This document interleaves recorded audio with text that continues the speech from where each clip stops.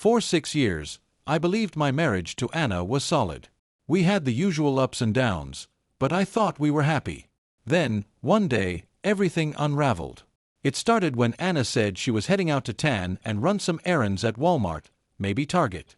She said she'd be back in a couple of hours, but when 5 hours passed and she finally walked through the door, something felt off.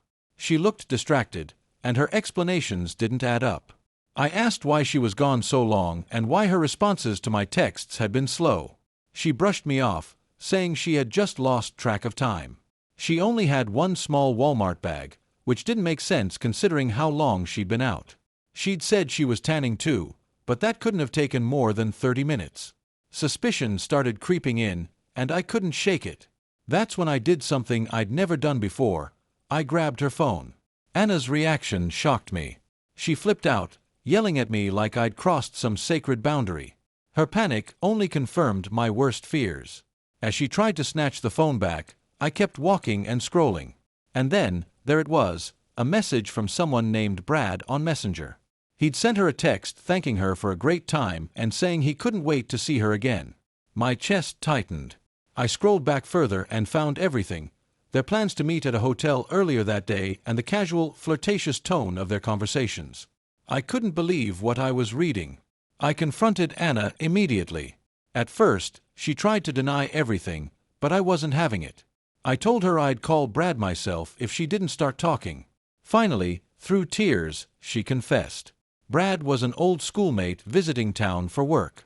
He was married too, but had told her his relationship was falling apart. Apparently, that was enough for her to justify meeting him in secret. I felt disgusted, but her excuses weren't going to stop me from doing what I needed to do. That's when I decided to take the next step: reach out to Brad's wife. Anna begged me not to. She claimed she felt guilty about the idea of ruining his family. The irony was staggering. She'd already ruined ours, and he'd done the same to his. I wasn't about to protect their lies. I told her point blank I was going to tell Brad's wife everything, and I didn't care what Anna thought about it. I wasted no time. I found Brad's wife on Facebook, sent her screenshots of his messages with Anna, and gave her my number in case she wanted to talk. It didn't take long before my phone rang. She was crying, her voice shaky as she processed what I had just told her. She admitted that she had suspected something was wrong but didn't have any proof.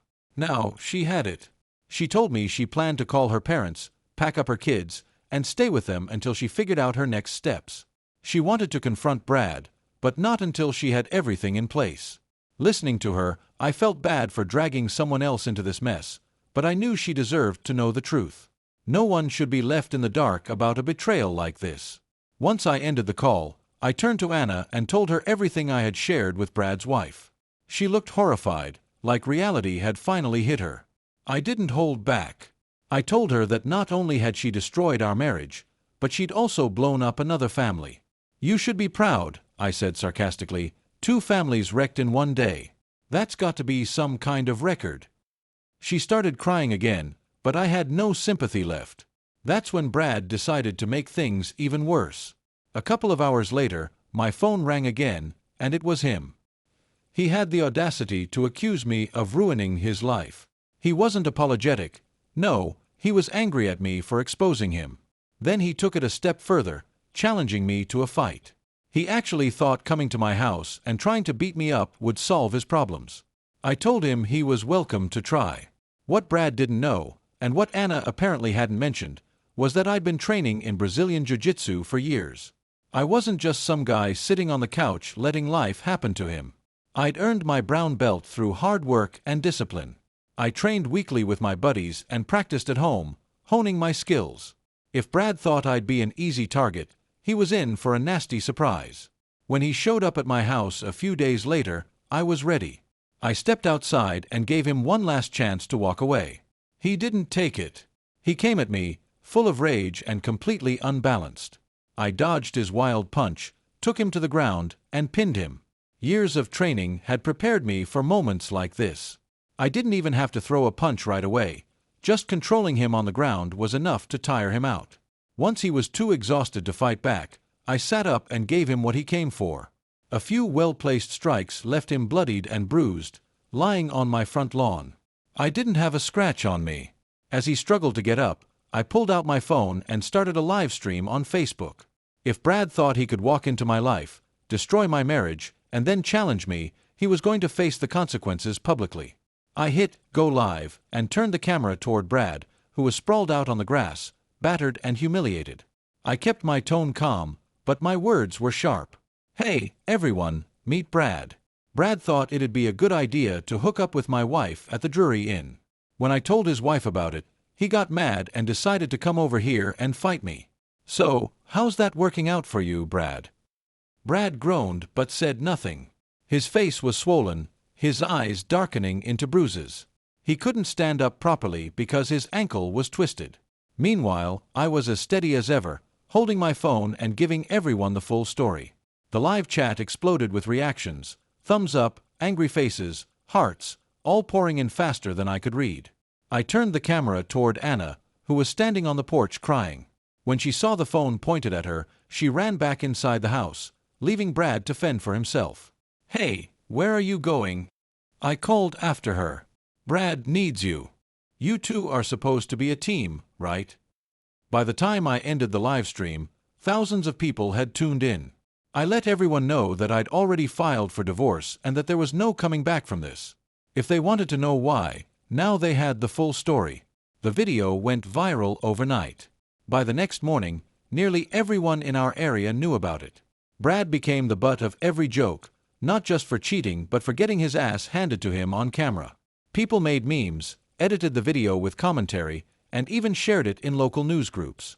His face was plastered all over social media, 2 black eyes and all. As for Anna, she couldn't show her face without feeling the weight of the shame. Everywhere she went, people recognized her as the woman from the video. She tried to apologize, but I didn't care. Her words meant nothing now. I told her to pack her things and leave that night. She pleaded with me to reconsider, but there was no way I'd take her back after everything she'd done. Brad's wife called me later to thank me. She said the video gave her the final push to leave him for good. She packed up her kids and moved in with her parents, already making plans to rebuild her life. I told her I was glad she was taking control and wished her the best. Brad, on the other hand, wasn't so lucky.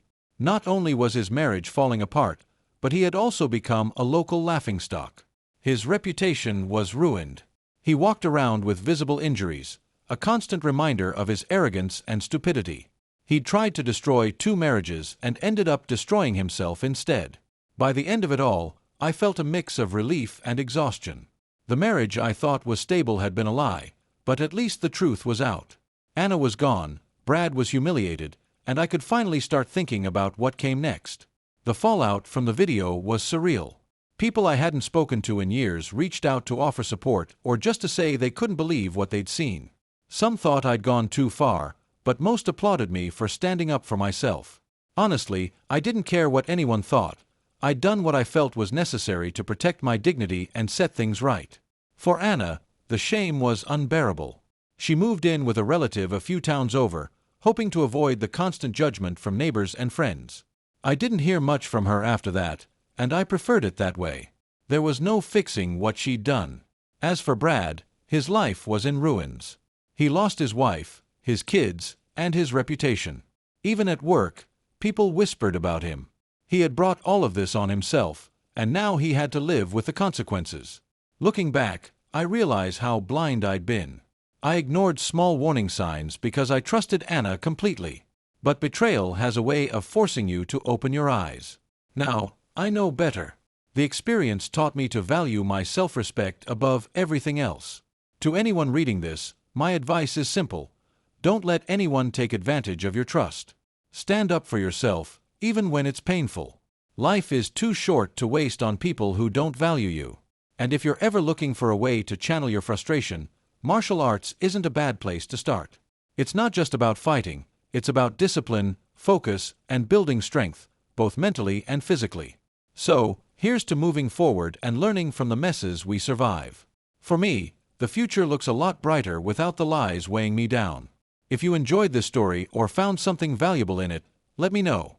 Hit that subscribe button and turn on notifications for more real-life stories like this. Until next time, stay strong and know your worth.